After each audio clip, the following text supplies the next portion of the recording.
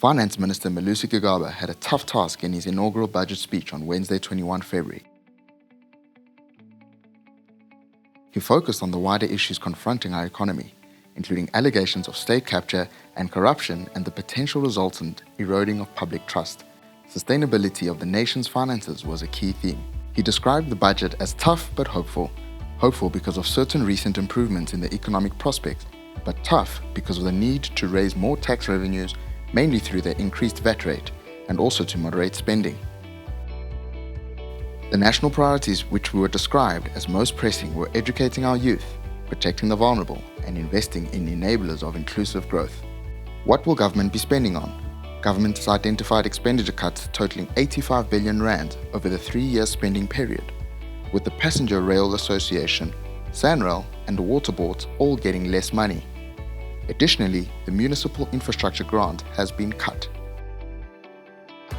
Compared to last year, higher education is the big winner, with 324 billion rand, including an additional 57 billion rand over the 3 years to fund free university education for underprivileged and working class students. In addition, the National Health Insurance has been allocated an additional 4.2 billion rand over the 3-year spending period, funded through a lower than inflation increase to the medical expenses tax subsidy. Overall, government will be spending 205 billion rand on health in 2018-19, growing to 240 billion rand by 2021. Basic education receives 246 billion rand. The minister has set aside 6 billion rand in 2018-19 for several purposes, including drought relief and to augment public infrastructure investment. There were no bailouts announced for state-owned enterprises.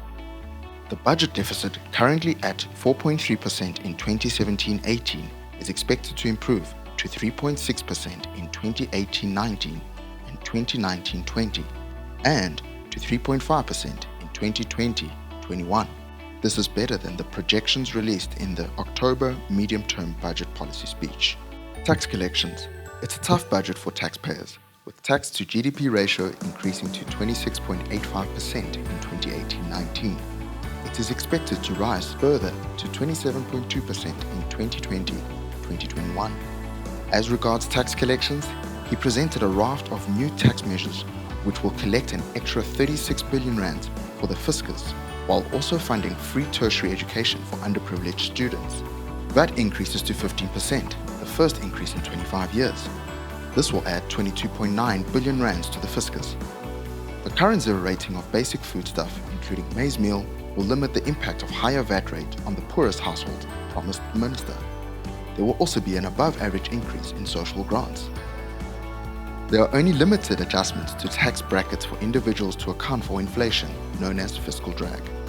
Those earning above 410,461 rands a year will see no change in their tax rates, while taxpayers earning less than the threshold will have only limited relief. This provision will generate 6.8 billion rand more in tax revenue. Medical tax credits remain in place, but will see below inflation increases for the next 3 years.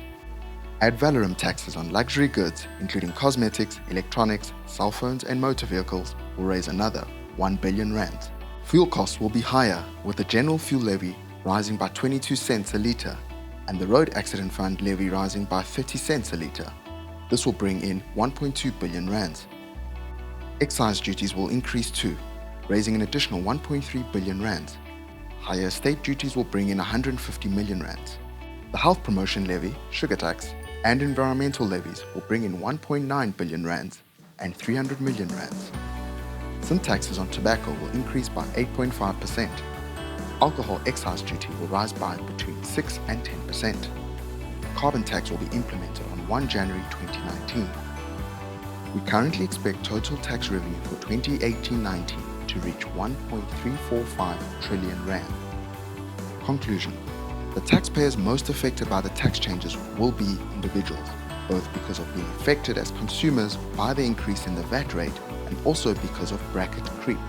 It is therefore important that if an erosion of trust in the government is to be avoided, the government convince the citizens of the country that the tax revenues collected will be used wisely.